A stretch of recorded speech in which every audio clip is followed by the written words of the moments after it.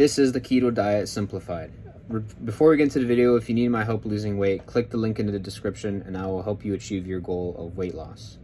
Now, this video is something that I wish I had when I first started doing the keto diet, because when I first started, I approached this through a trial and error way, meaning I knew the gist of it, low carbs and high protein or whatever, and I just went from there. I didn't really educate myself onto what I should be eating, when I should be eating, how or whatever. But this video is meant for people who are in that similar spot as I was, to help them understand how to do things better so that they can achieve their goal.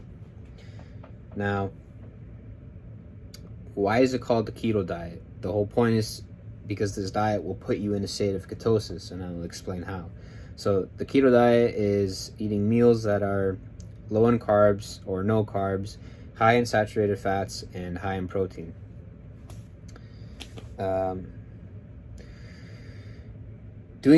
Following this consistently will put yourself in a state of ketosis, and what that means is your liver will start producing a chemical called ketones, which those ketones will enable your body to use the stored fat in your body as fuel, rather than having your body use sugar or the carbs or whatever from a regular diet as energy, which is why when you have a lot of carbs, you feel like you have a lot of energy, but you very quickly carb crash. So that's the point. You get into the state of ketosis from the ketones, and your body will use your body fat as energy to function. And then combining this with intermittent fasting or fasting, whatever your goal is, whether it's to lose weight or just live this type of diet, you will see results, as being in a state of ketosis and fasting will help you do things such as lose weight faster, be more focused, have a sharper mind, help you think more clearly. Now, what should you be eating exactly? When I first started the keto, I bought a keto recipe book. That was the most research I did. And a lot of the things in the book were a little bit too complicated and overwhelming.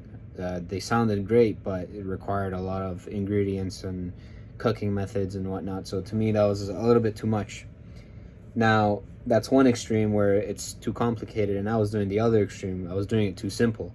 What I was trying to do was I was trying to cook a protein in ghee or whatever fat I used, and for example, I would get chicken breast. I would buy a bunch of chicken breasts and freeze them, and I would cook them, just a chicken breast, like 2 pieces of chicken breast, and then I would take them to school the next day and have that for my meal as the day.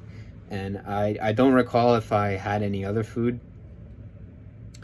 but yeah, during the day. So that thing that I prepared was the only thing I was eating. And for whatever reason it was, whether I was not disciplined enough to go through fasting or just because I wasn't in ketosis, I couldn't manage even with that.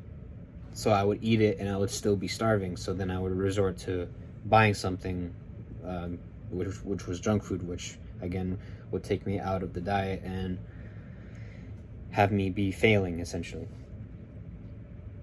But what I learned now is to keep things simple, but not too simple.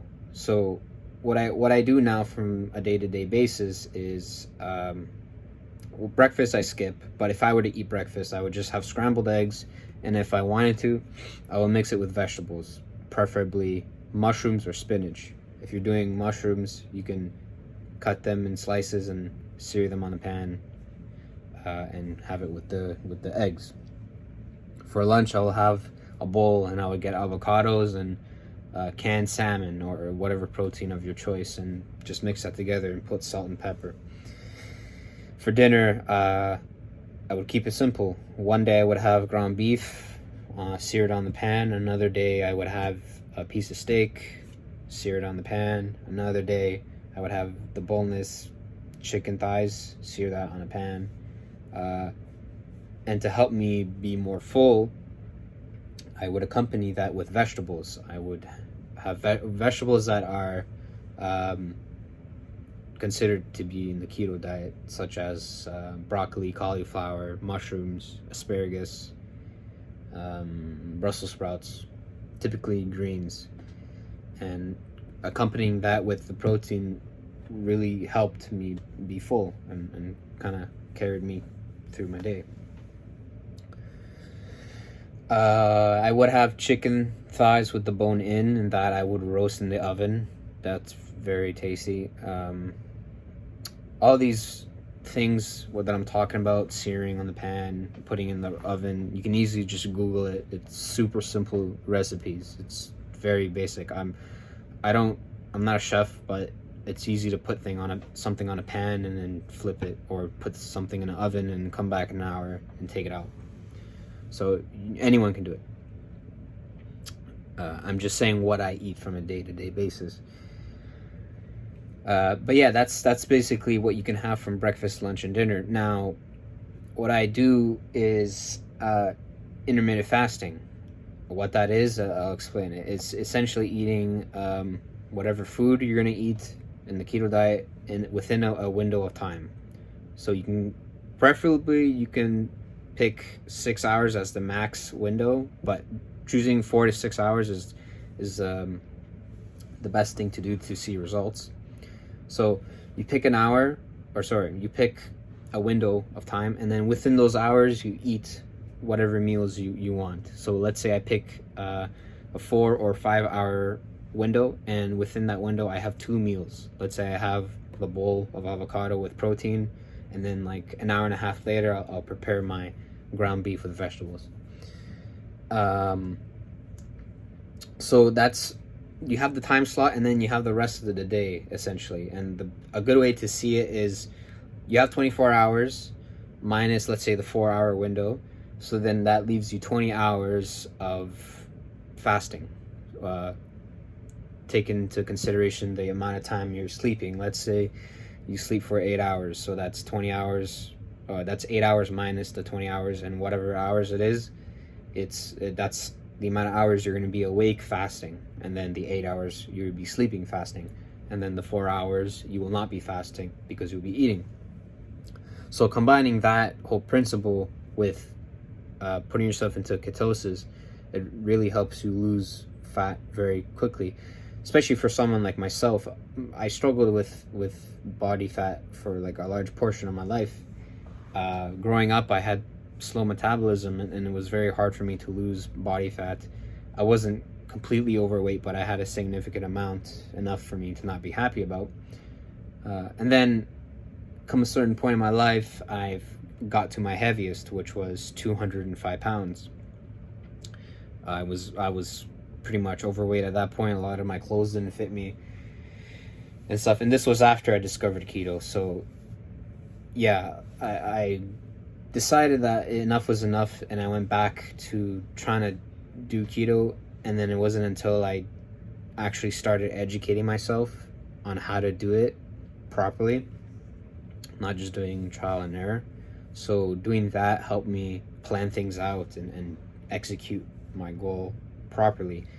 And then I went down to 180 pounds. So from 200 pounds or 205 pounds to 180 pounds. I lost 25 pounds just from doing what I'm doing right now. And that's something I wish I knew a long time ago, because who knows, maybe I wouldn't have gone to be 205 pounds. Maybe I would have had a more disciplined lifestyle of eating healthier and whatnot. But yeah, I think there's also prolonged fasting. Essentially, it's just fasting for longer than you would in intermittent fasting. So intermittent fasting, you would fast for, let's say, if you choose the 4 hour window, I think it's like 20 hours you'd be fasting a day, whereas prolonged fasting, you'd be fasting for the whole 24 hours or plus, however many days you wanna fast. The longest I fasted for like that was 3 days. So that's like 72 hours I fasted. and I was already doing the keto diet too. So that really skyrocketed the results that I saw, or sped up the process, rather. So that's something to consider too. If you're doing the keto diet and let's say you get to a plateau and you're not noticing the same results as you were initially, maybe to take it another step, implement intermittent fasting or prolonged fasting. Now, another thing is, if you're doing fasting, even intermittent fasting as well, it's important to be hydrated. Now, it's one thing just to drink water. That's important, but that's not the entire thing. You also have to have your source of electrolytes. So let's say if you're doing intermittent fasting, your source of electrolytes will be from your food, from having a good amount of good quality salt, not the crappy table salt. Look for something that's higher quality. I forgot what it's called. It's real something. It's the salt from Utah. I use that. But yeah, that's your source of electrolytes. And if you're fasting for a longer period of time, for a day or more, look into electrolyte powder or electrolyte supplements, something that's good. I forgot what it's called, some sort of electrolyte powder. It has a good amount of potassium and magnesium, I think. But yeah, do your research and look into something that you can use in terms of electrolyte powder. Because if you're fasting for a long period of time, multiple days, even with intermittent fasting, you gotta be hydrated properly, both with water and electrolytes, in order to function. Because if you're not, then you're really gonna feel the effects of not eating food or eating 1 or 2 meals a day, and it'll really slow you down. And that's another thing to be careful of too. If you're not doing things properly and you're trying to do keto, you can be so tired and weak that you just can't take it anymore, and you have to resort to eating something to give you a quick boost of energy. And that's another thing I found that I kept doing. I kept not doing things properly, not hydrating myself with water and electrolytes. And when I was in the period of fasting or my window or whatever, I was super tired. I couldn't function. So it's not helpful. But yeah, that's something to consider. But yeah, to wrap up the video, that's pretty much what the keto diet is. Low carb, high fat, high protein. You go into a state of ketosis. You can have breakfast, lunch, or dinner, or lunch and dinner. Max 3 meals a day. Try to keep 2 meals. That's what I do, 1 or 2 meals. You can implement intermittent fasting, eating within a window of time, or prolonged fasting. But yeah, that's the keto diet simplified. It's very simple. For me to mess up the way I did in the past it's pretty funny, but it is what it is. At least I know now, and I'm here to share what I've learned and save you the time through my mistakes and share my knowledge in these topics.